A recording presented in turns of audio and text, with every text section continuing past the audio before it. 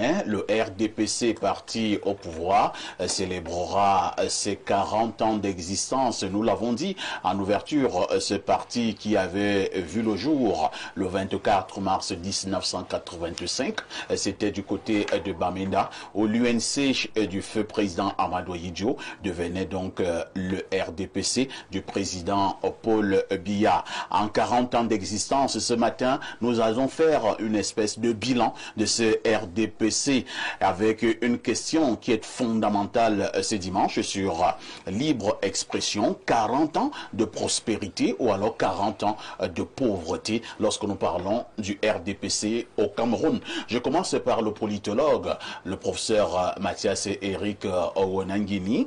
Professeur, 40 ans plus tard, est-ce que nous pouvons faire le bilan du RDPC? Oui, disons, le bilan du RDPC peut être fait, mais c'est un bilan qui est encore dynamique, puisque le RDPC, pour l'instant, reste au contrôle du pouvoir.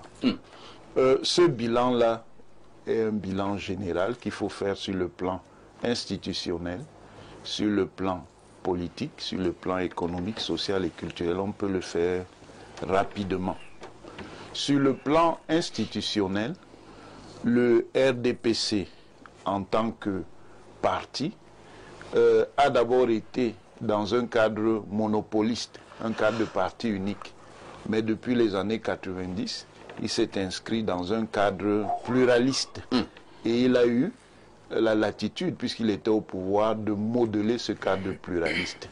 Avec notamment la Constitution de 96 qui a transformé les institutions du Cameroun et les a inscrits dans une perspective de pluralisme à vocation démocratique. Sur le plan politique, tant bien que mal, le RDPC a dû absorber les contradictions sociales qui se jouaient dans les années 80 et son leader a en 1990 reconnu qu'il fallait désormais que le pays s'inscrive dans le pluralisme politique.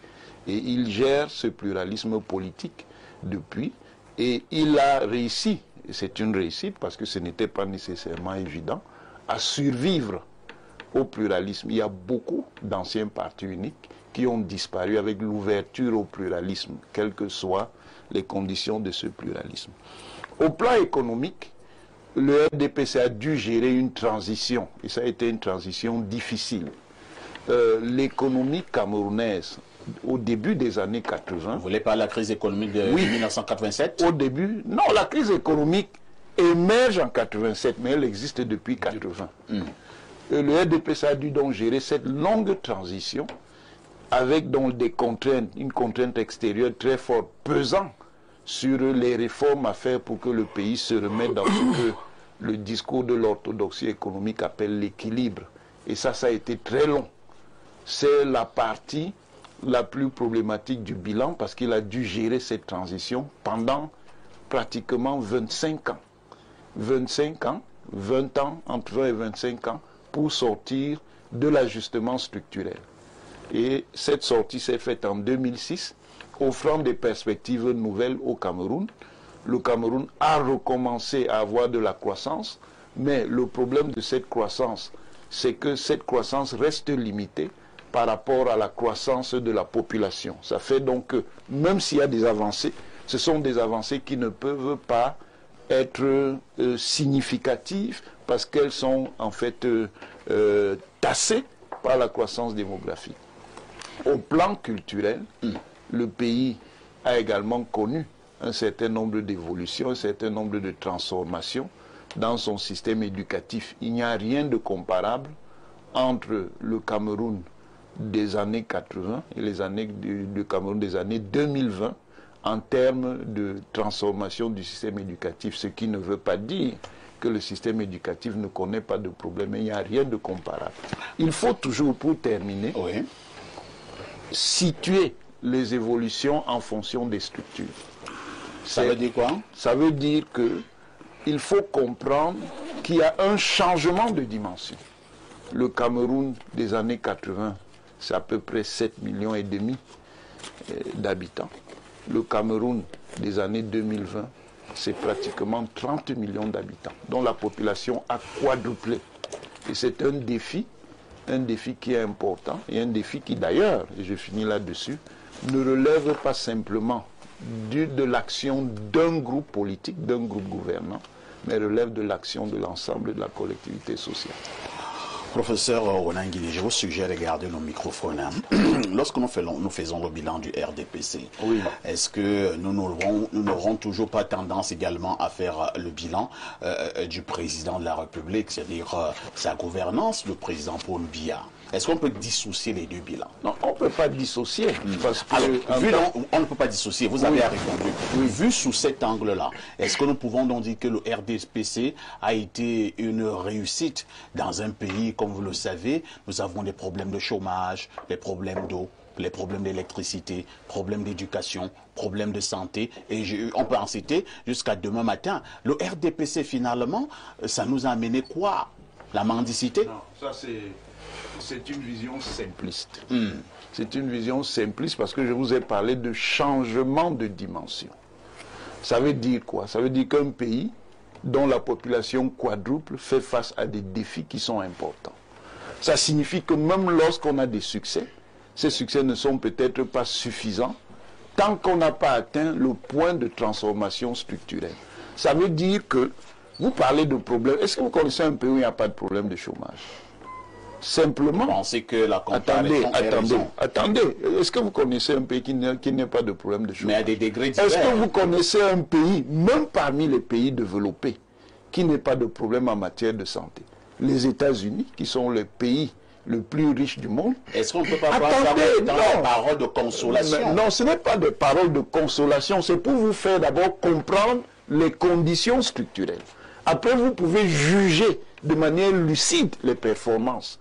C'est pour éviter le simplisme démagogique qu'en 43 ans, le RDPC n'a rien fait, ce qui n'a aucune signification rationnelle. Vous pouvez estimer qu'un groupe et un chef politique peuvent rester pendant 43 ans et ne rien faire au sens littéral du terme. C'est compris. Mais il y a donc encore des défis importants. Le défi, le vrai défi... On dira que... Attendez, laissez-moi finir donc. Beaucoup reste encore à faire, c'est ça? Si vous voulez. Si vous voulez le dire comme ça... paroles du RDPC. Si vous voulez dire comme ça. Et beaucoup reste encore. Pour l'instant, moi, je ne m'exprime pas dans cette position-là. Je m'exprime en tant qu'analyste. Je vous dis ceci. Le RDPC a réinscrit le Cameroun sur le terrain de la productivité, mais pour atteindre la prospérité, il faut plus de productivité et plus de compétitivité. C'est compris. Nous allons passer la parole à un homme politique de l'opposition, maître Jean-Guy Zogo. Nous parlons du RDPC. À chaque moment où nous parlons du RDPC depuis quelques années, plusieurs personnes ont des torticolis, d'autres commencent à avoir subitement mal à la tête. Beaucoup pensaient même que mieux nous changeons de sujet parce que c'est un sujet qui énerve et pensent que le RDPC est le problème fondamental de ces pays. C'est excessif ou alors c'est simplement réaliste? Parfait, ici, vous me permettrez, avant de répondre à votre question, d'opérer un petit cadrage idéologique parce que je voudrais que cela constitue les jalons des développements que je vais effectuer tout à l'heure. Allons-y. Premièrement, sur le plan politique, il existe un manichéisme immuable qui est l'apanage de tous les pays et de toutes les communautés. Vous avez toujours d'un côté l'ordre établi qui travaille à se perpétuer et vous avez en face de lui un ensemble de personnes qui veulent faire triompher un autre modèle de société. Le problème, quand j'ai l'habitude de dire que les populations camerounaises sont victimes d'une escroquerie politique, c'est que l'ordre établi au Cameroun est néocolonial. En réalité, les gens le disent sans toucher du doigt le problème. C'est quoi une escroquerie? L'escroquerie, c'est le fait de déterminer fallacieusement la victime, soit par des manœuvres, soit en affirmant des choses, soit en dissimulant des faits. Aujourd'hui, on vous parle des 40 ans du RDPC. Le RDPC n'a pas 40 ans. Ah bon? Parce que le RDPC, c'est l'UNC. Et à la réalité, c'est comme si vous preniez une association, les Amis de Vorada. Et puis un jour, quelqu'un vient et dit, bon, comme ce n'est plus parfait ici le président, c'est de désormais Maître Zogo le président, ce ne sera plus les amis de Vorada, ce sont les amis de... Désormais les amis de... Ou bien les copains de Vorada. Voilà, le Vorada en Ambala. Mais le logiciel idéologique est exactement le même. Il est néocolonial. Le système est exactement le même, c'est simplement la deuxième tête de proue que nous avons aujourd'hui. Première chose. Deuxième chose. Lorsque le professeur Onanguini parle tout à l'heure de changement, il a parlé de structure. Il ne peut pas y avoir des changements de structure dans la mesure où le logiciel idéologique est exactement le même. La seule différence entre le régime précédent et le régime actuel, c'est que dans la méthode, la répression n'est plus visible comme avant, elle est devenue plus sournoise. Et lorsqu'il prend l'exemple de la démographie, c'est une escroquerie politique. Pourquoi? Nous étions à 7 millions à l'époque, nous sommes 30 millions aujourd'hui. Ce qu'on oublie de vous dire, c'est que les ressources de l'État ont également augmenté entre temps. Et qu'elles permettent à la réalité de régler les problèmes camerounais. Si les ressources ont augmenté. Les ressources ont augmenté, mais elles ne sont pas distribuées. Tout à l'heure, quand on parlait du vivre ensemble, je vous ai dit que le problème des Camerounais, c'est le manger ensemble. Il a ajouté qu'il fallait produire ensemble. Mais comment vous voulez produire ensemble lorsque vous n'avez pas l'indépendance économique? Le professeur Joseph Tchoundian Pouemi a été catégorique sur la question. Une indépendance politique sans indépendance économique est une coquille vide. Et le RDPC, l'UNC, moi je ne sais pas ce qu'ils sont en train de fêter. Votre question c'est RDPC 40 ans de prospérité ou de pauvreté? Je ne dirais pas de pauvreté. Je ne fais pas dans la démagogie, je ne suis pas de ces hommes politiques qui vous disent que non, en 40 ans rien n'a été fait. Non, il y a des choses qui ont été faites. Certains l'ont été de manière, je dirais, on aurait pu faire mieux, mais il y a des choses qui ont été faites. Puisque moi, par exemple, j'ai démarré ma carrière de fonctionnaire des greffes au parquet de Ntui. J'y ai fait 4 ans. On traversait la Sanaga à Bachenga à pirogue, lorsque le bac tombait. Mais aujourd'hui, moi j'y étais encore l'année dernière. Ntui a complètement changé. C'est devenu une très belle ville. Des choses sont faites. Et en principe, le rôle d'un acteur politique comme moi, qui aspire également à gouverner le Cameroun, c'est de dire aux populations que nous allons consolider ce qui a été fait, mais il nous faudra rénover. Parce qu'il y a un ensemble de choses qui ont été mal faites. Vous avez tellement d'éléphants blancs comme les barrages dont on ne sait pas très bien à quoi il faut rénover. Ensuite, il faudra innover. Mais là, pour innover, il faut changer le logiciel idéologique. Il faut adopter le panafricanisme. Le logiciel systémique. Justement, parce que quand je dis que l'ordre établi est néocolonial, c'est le système gouvernant, c'est le paradigme gouvernant qui pose problème.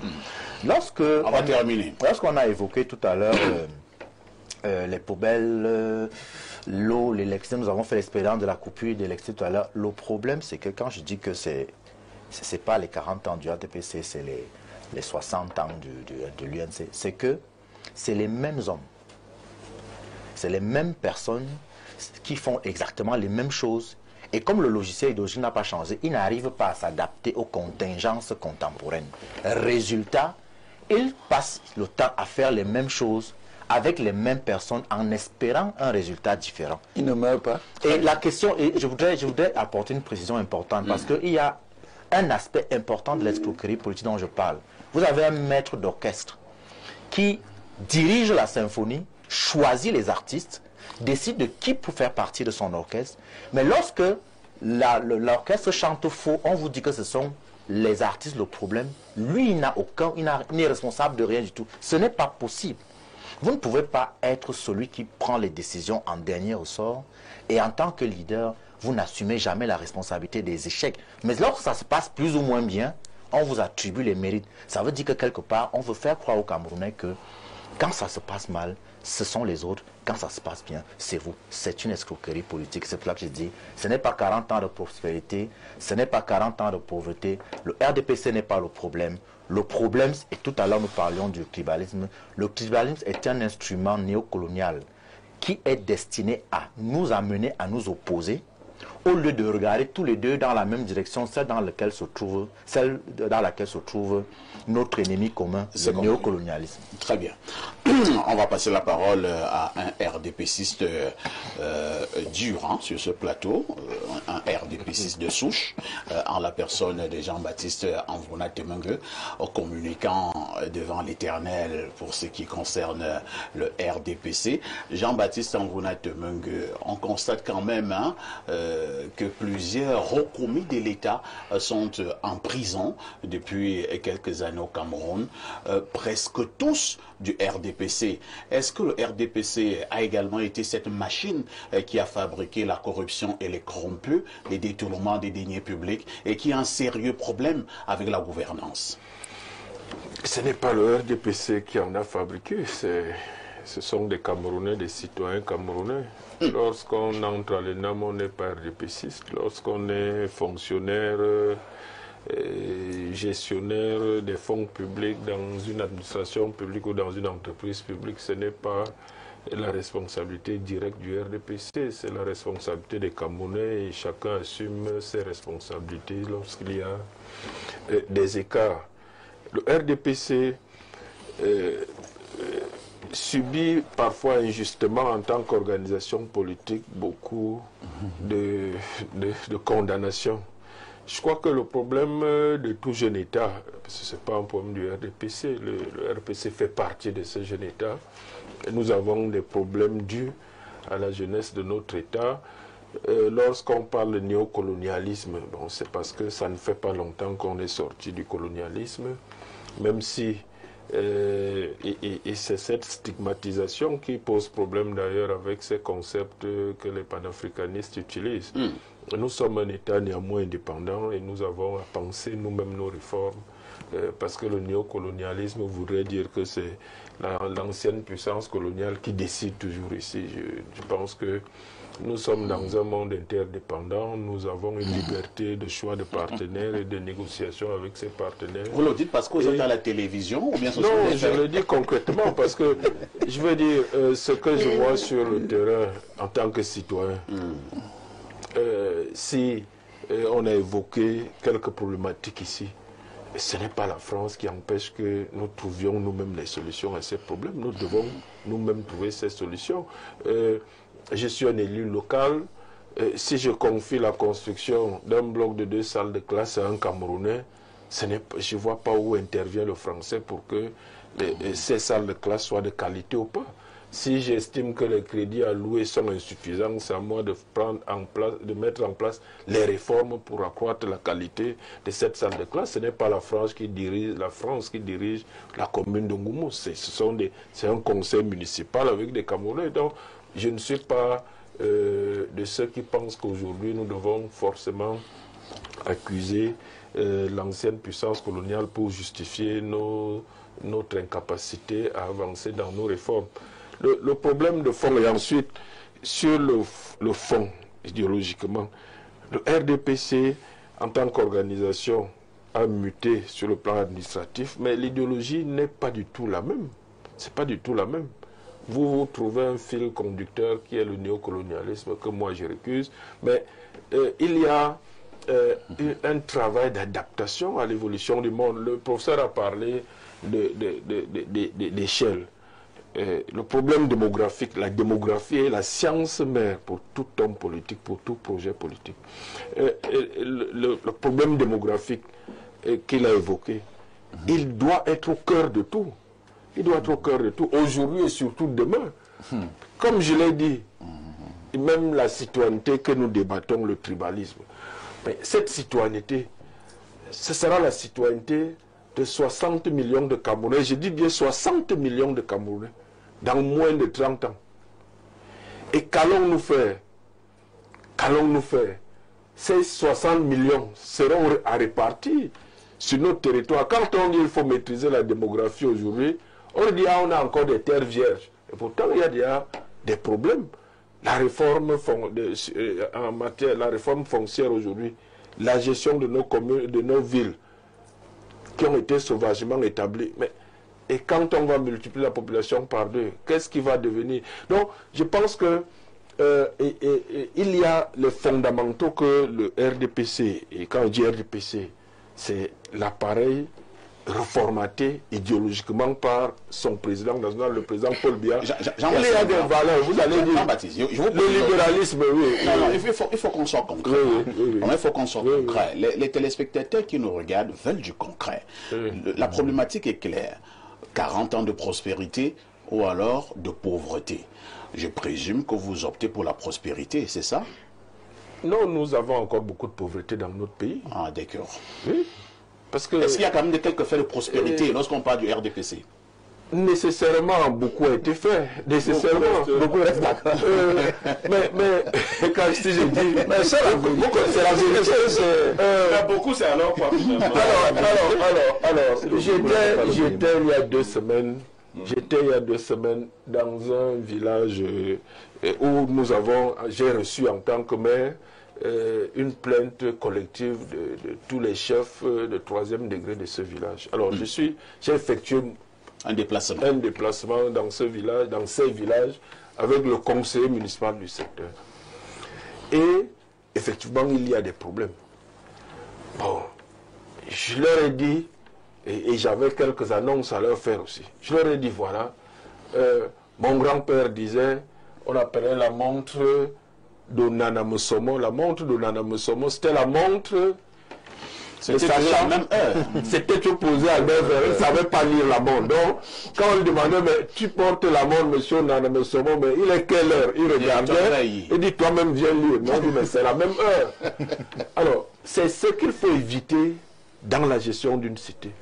L'immobilisme. Et je leur ai dit, moi, mon père a été directeur de l'école catholique de ce village. Donc, je suis venu, j'avais 8 ans, 7 ans et 8 ans. Je marchais à pied avec mon père sur 14 km, aller-retour pour l'accompagner à son lieu de service. Il n'y avait pas un poteau électrique ici. Il n'y avait pas un forage d'eau. Nous puisions l'eau à la rivière. Jean-Baptiste, dans ces 40 ans plus tard, vous avez quelques forages. Ne dites pas quelques forages. Ne dites pas quelques forages. Et quelques poteaux. Non, je ne dites pas ça. Ne dites pas ça.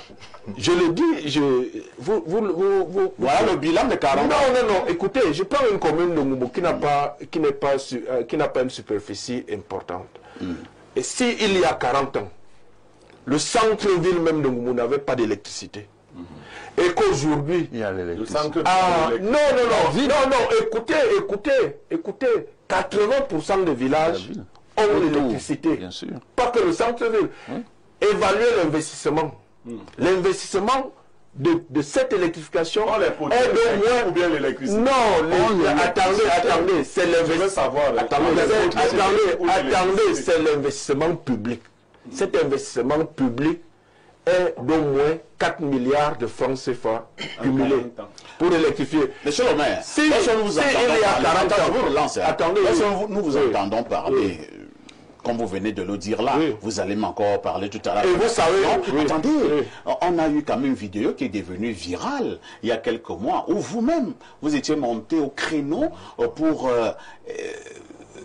dénoncer la misère, la pauvreté. On a l'impression que ça c'est Jean Atemang 1 qui avait parlé. Maintenant nous avons Jean-Baptiste Atemang 2 qui a parlé sur ce plateau. Non, c'est exactement la même chose. Ah bon? Oui, c'est exactement la même chose que vous étiez en train de décrire. Alors, j'ai décrié ceci. J'ai décrié ceci. Moi, je suis entré, j'ai obtenu mon BEPC exactement en 86. Fils de télé. Je parcourais 10 km pour aller au CES de Ngoumou. Ce n'était pas un lycée. Après l'obtention de mon brevet d'études, 4 ans plus tard, j'ai dû présenter un concours national pour avoir la chance d'entrer dans un des 3 lycées techniques où je pouvais entrer sur tout le territoire national. J'ai été admis à ce concours national. Je suis venu au lycée technique commercial de Yaoundé. Et qu'est-ce qui fait problème? Le problème est que, entre-temps, la population a été multipliée par 3, globalement. Mais il faut dire que... C'est ce que vous avez dit ce jour-là. Non, attendez donc, j'en viens. Vous avez peur de dire Je peux le dire. Vous avez été menacé. Non, je n'ai pas été menacé. Je maintiens mes positions. Attendez. On a suivi quand même. Non, frère, attendez. Le préfet, c'est qui? C'est lui qui a été menacé. On va dire que le professeur, c'est lui qui vote. Attendez, je vais chuter. Alors, la situation a été totalement métamorphosée. Il y a un lycée technique en Goumou, commercial industriel. Aujourd'hui, à Otélé, il y a un lycée, pas seulement un CES, mais un lycée qui n'a pas d'infrastructure. C'est ce que j'ai dénoncé. Il y a un lycée en Goumou aussi entre-temps. Il y a un lycée en Orvin. Il y a un CES en Congo, beaucoup j'étais justement l'autre jour.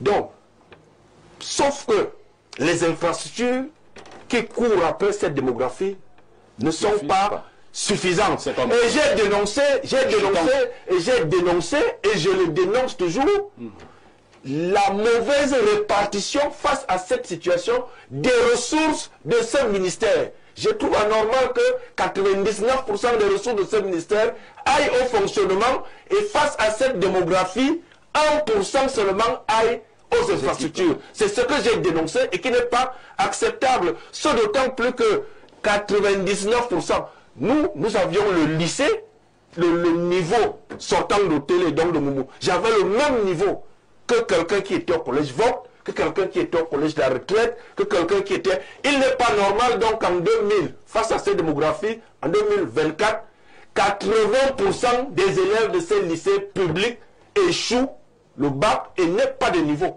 Et c'est ce que je dénonce. On a compris. On va passer à la limite. Ce n'est pas incompatible, mais en temps, il y a des établissements et une situation... On a compris que vous assumez votre position et que vous n'allez pas céder aux pressions et aux menaces. Non. Parce que je sais que vous avez été menacé. C'est l'équilibre qu'il faut avoir dans le champ politique. Il faut dire ce qui ne va pas et dire ce qui... Lorsque vous observez le RDPC depuis 40 ans, quel est le regard que vous pouvez poser sur le parti du président de la République, son Excellence Paul Biya? Le regard est simple. Le RDPC avait beaucoup de défis à relever. Dans la suite des défis que l'UNC a dû relever. Quand l'UNC est créé en 63, je crois. 66, c'est 6 ans après l'indépendance. 6 ans après l'indépendance, au moment où on crée l'UNC, il manque de tout dans ce pays. Il manque de tout, il n'y a pas de téléphone, il n'y a rien. Il n'y avait pas de radio FM comme aujourd'hui. Donc il n'y avait rien avant. Il n'y avait rien. Il n'y avait rien d'important. On sortait de l'indépendance. On sortait de l'indépendance, il n'y avait rien. Au moment où le RDPC arrive, naît, je dis qu'il est né à Bamenda. Tout à fait. Il y avait déjà la route pour aller à Bamenda. N'est-ce pas? L'UNC a fait beaucoup de choses. Nous sommes des enfants nés dans l'UNC. Nous avons la chance que je suis né, il n'y avait pas l'UNC. L'UNC est apparu, j'étais déjà là. Et quand l'UNC s'en va, je vois le bilan. Le bilan, c'est un dispositif de transport en commun national qui devait permettre aux enfants d'aller à l'école. S'il n'y avait pas eu la SOTUC, beaucoup d'enfants à Douala ne seraient pas allés fréquenter, partant de Japoma, pour aller à l'école au lycée polyvalent, au lycée technique de Koumassi, au CS de Bonadoumbé, qui étaient les seuls établissements qu'on avait. Tu maîtrises la géographie de Douala, hein? Parce que je suis là depuis 63. Tu es comme le professeur Maurice Kamto. Non. Je suis là comme lui, il va maîtriser la géographie de Baha. Moi, je te rappelle que je suis né à Bogada et mon dispensaire, chaque fois que j'arrive à Yaoundé, je m'arrête devant mon dispensaire qui a beaucoup changé. Et c'est entre les mains du RDPC que ce dispensaire colonial Parce que le dispensaire, mon père était à l'ENAM lorsque je naissais. Ça ne s'appelait pas d'ailleurs ENAM, ça s'appelait École Camerounaise d'administration. Donc j'ai vu les transformations, j'ai vu naître le Transcam 1, Yaoundé, Ngaoundéré. J'ai vu naître le Transcam 2 qui est la réforme de la ligne coloniale qui partait de Douala à Yaoundé. Il y a eu donc beaucoup de choses. C'est serait faux politiquement de dénier au RDPC la réalisation de certaines avancées. Sauf que le temps qu'il a mis pour opérer ces avancées est beaucoup trop grand par rapport au bilan. En 40 ans, ailleurs, on a fait bien plus que cela. Donc on dira pour le cas du RDPC qu'il pouvait faire mieux. Mais il devait faire beaucoup mieux. Parce que pendant les 40 ans là, beaucoup de choses dans le contexte international se sont mises en place et auraient dû être des atouts, comment on appelle ça, des opportunités.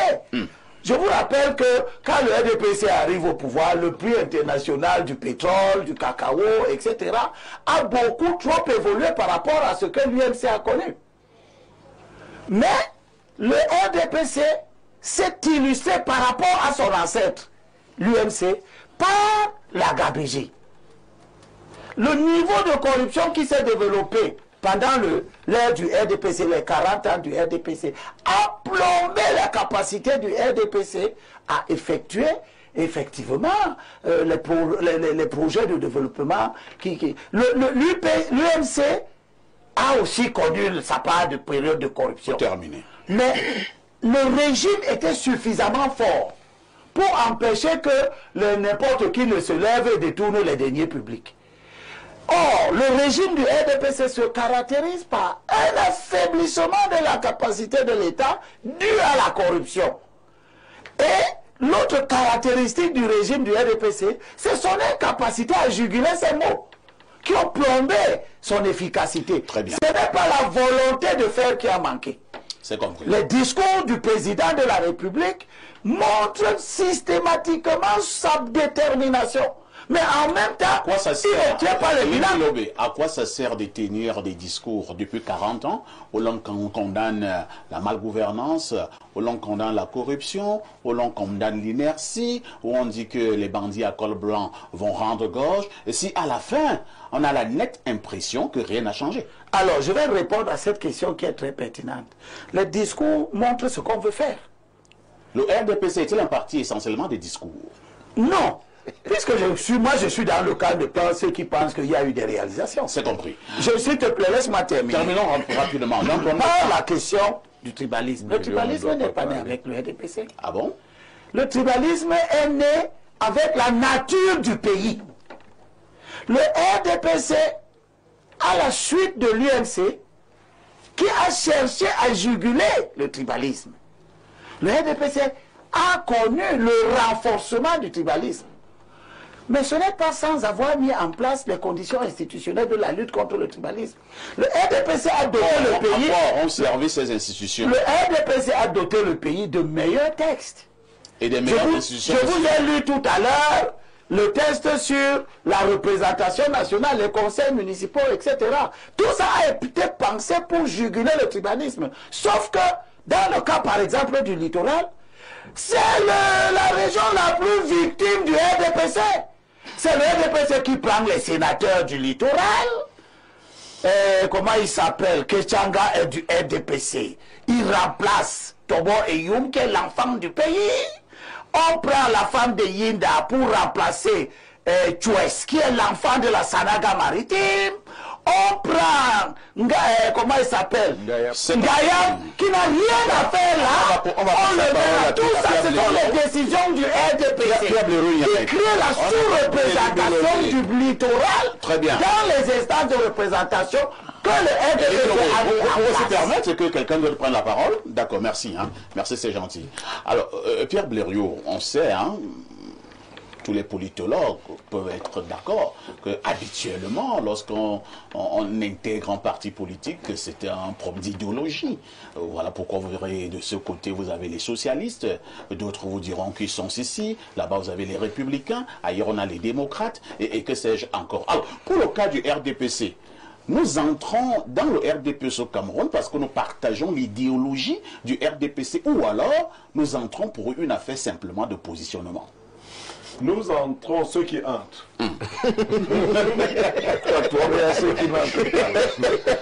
Si tu entres, ce n'est pas un péché.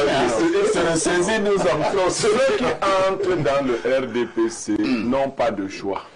Comment Parce ça? qu'il n'y a qu'une seule porte au Cameroun, le RDPC ou alors le RDPC. Ça veut dire quoi? C'est ce que ça veut dire. Le RDPC est à la fois un parti État, un parti administratif, un parti tout. Quand le maire se débattait à dire que quand on entre à l'ENAM, on n'est pas du RDPC. Quand on entre à l'ENAM, on n'est pas du RDPC. Mais quand on sort du RDPC. On sort étant il y a du RDPC. C'est comme ça. Donc vous devenez, quand on vous affecte comme sous-préfet quelque part, vous êtes le sous-préfet aussi du RDPC. C'est pas excessif ça? C'est ce que nous observons. Vous êtes sûr qu'il n'y a aucun sous-préfet de l'opposition? Non, on ne peut pas dire ça. Il y a même des sous-préfets. Tous les sous-préfets votent vraiment pour le Non, en fait, vous avez pas fait. Qui avait un sous-préfet qui a recadré le maire? Il y a des sous-préfets. Un sous-préfet. Il y a des sous-préfets et des préfets qui combattent en sous-marin le RDPC. Vous avez quelques noms?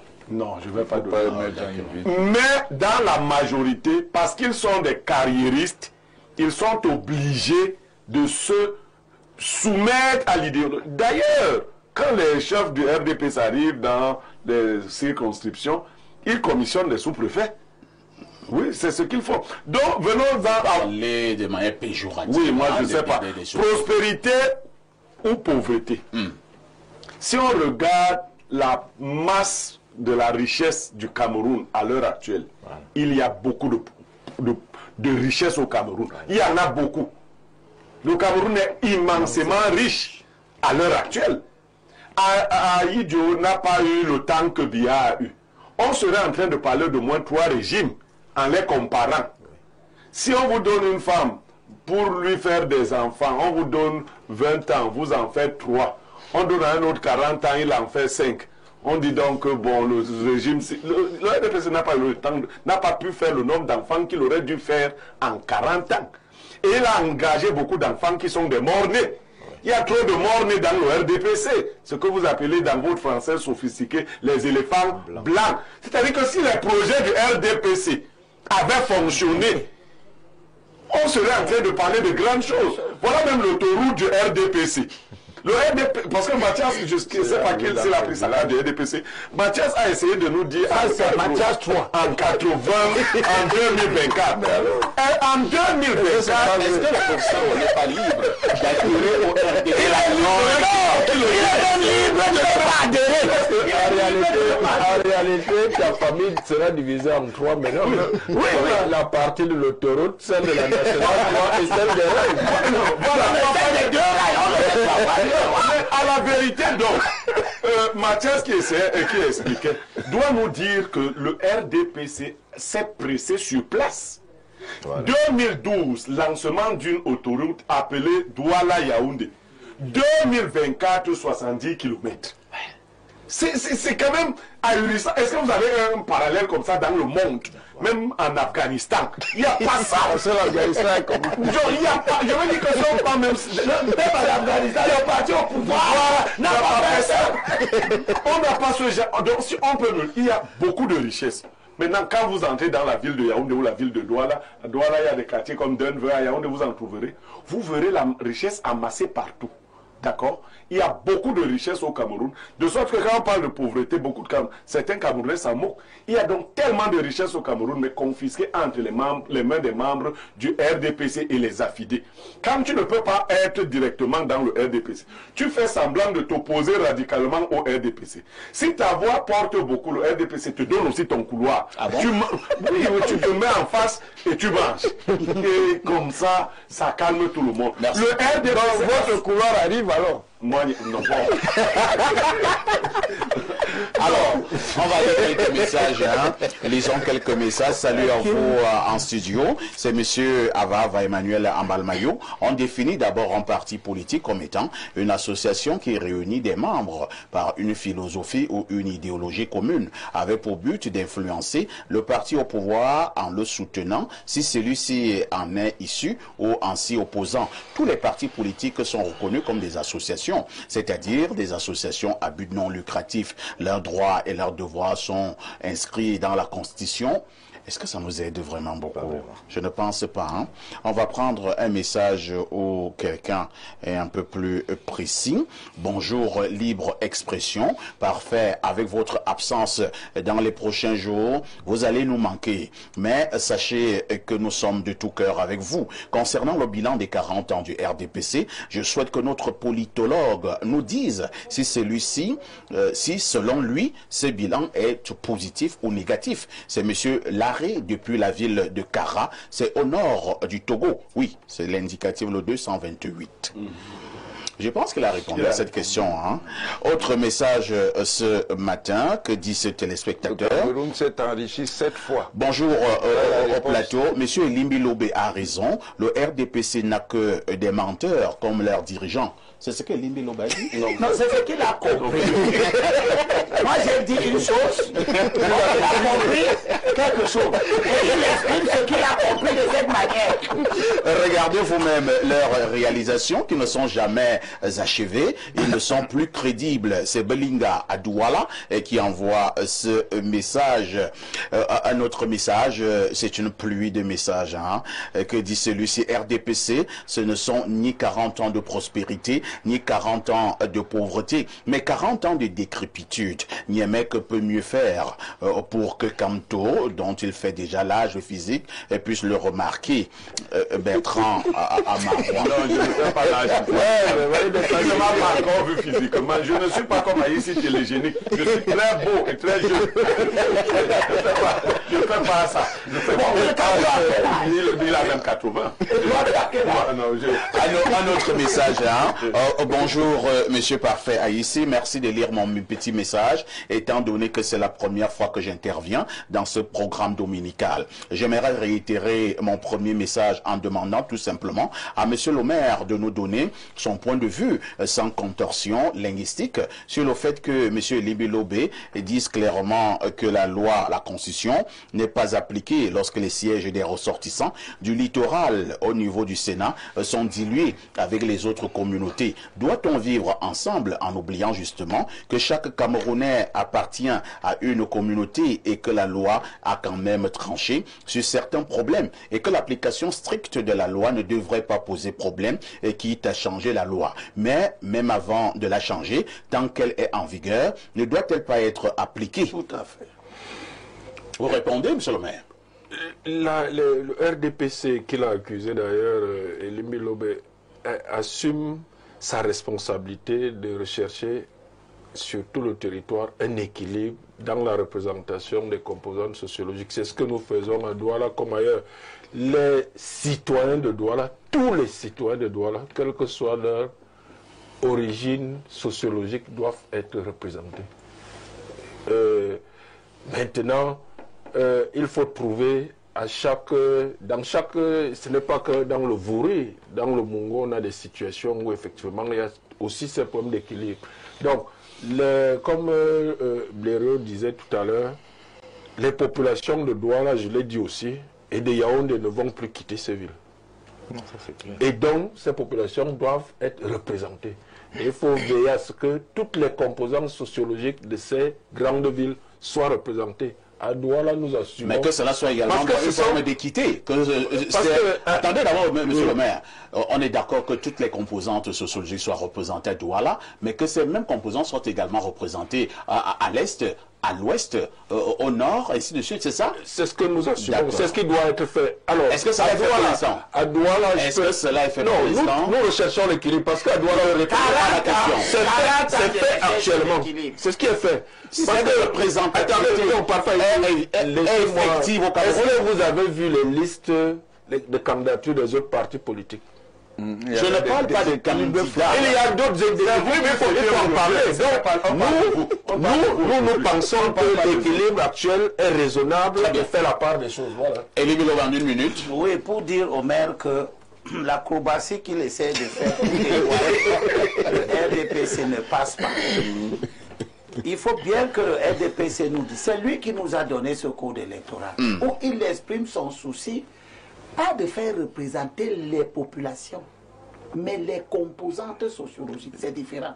À Douala, vous avez des Sénégalais, ils ne sont pas représentés. On ne passe pas à les représenter. On représente les composantes sociologiques du Cameroun. Vu donc comme cela, je regarde ce que le RDPC fait à l'extrême nord. Il n'y a aucun nordiste investi à l'extrême nord dans les listes du RDPC. Il n'y a aucun ressortissant de l'Est investi dans la Damawa, investi au nord. Et je dis que ça, c'est conforme au test que le RDPC nous a compris. Ça viendra. Ah, d'accord, pour le moment, donc, ça viendra. Je conclue que pour le moment, c'est donc le littoral la victime du RDPC. C'est pour ça que nous allons revoir les voix que nous allons trancher la débat. On vous a compris. Oui, ça viendra. Tranchons ce débat avec vous. Cette affaire de représentativité ou alors de composantes sociologiques, lorsque nous parlons déjà des postes politiques, notamment les sénateurs, les députés, les maires. Oui. Ce qu'on peut dire, c'est qu'il y a encore des évolutions à avoir. Mais en tant que parti gouvernant, le RDPC a ouvert la voie que tout parti gouvernant au Cameroun suivra. Parce qu'on ne gouverne pas en dehors de la réalité. La réalité du Cameroun est intercommunautaire. Vous ne cessez de le dire. Je ne cesse de le dire parce que c'est ça qui est la vérité. Maintenant, le fait qu'il y ait plusieurs communautés ne signifie pas qu'elles doivent nécessairement vivre en guerre ou en conflit. Et le RDPC, à la suite même de l'UNC, a été confronté à cette réalité. Mais on devrait encore évoluer.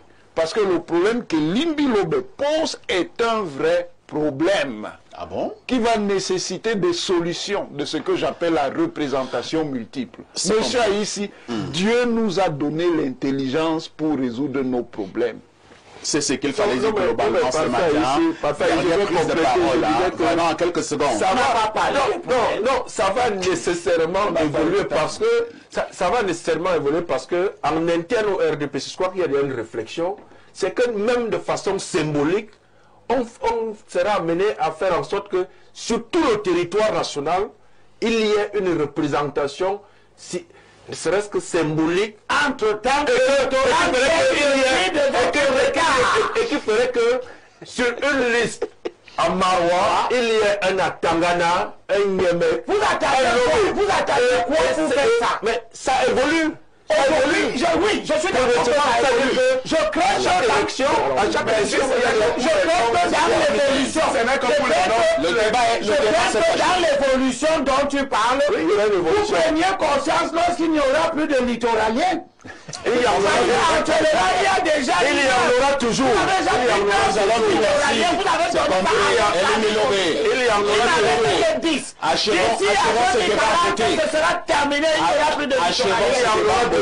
Merci. Mathias. Il y a un littoralien. Il est terminé. Il y a un littoralien. Monsieur le maire, c'est terminé. Il n'est pas littoralien. C'est terminé. Monsieur le maire. Elle est du sud-ouest. C'est la même compréhension. Je dis tout encouragement à Info TV parce qu'en réalité, Info TV fait un travail républicain. Merci, professeur, de le reconnaître à Mondovision. Merci également donc au maire Jean Mvunat Mungue. Et je vous souhaite donc déjà bonne fête. Demain, bonne fête du RDPC. 40 ans. Exactement, merci. Nous aurons des meetings un peu je ne vois pas qu'est-ce que vous faites. Principalement, merci avec Jean-Guy Zogo qui nous accompagne ce matin pour la toute première fois. Merci à Abel Elimbi Lobé qui est encore venu de Douala pour croiser le verbe. Mon consultant s'appellera toujours Pierre Blériot Niemek. Je vais également dire merci à toutes ces équipes techniques et rédactionnelles. Merci à tous ces nombreux téléspectateurs à travers le monde qui continuent continue malgré tout à nous faire confiance. Je vous dis donc au revoir. Nous allons nous revoir donc après un mois. Je vais profiter de faire le tour du Cameroun. Pourquoi ne pas aller à l'étranger, se reposer un peu. Et on reviendra. Merci pour tout ce que vous faites pour Info TV, pour tout ce que vous faites pour ma modeste personne. Mais une question, avec tout ceci, que faites-vous encore ailleurs?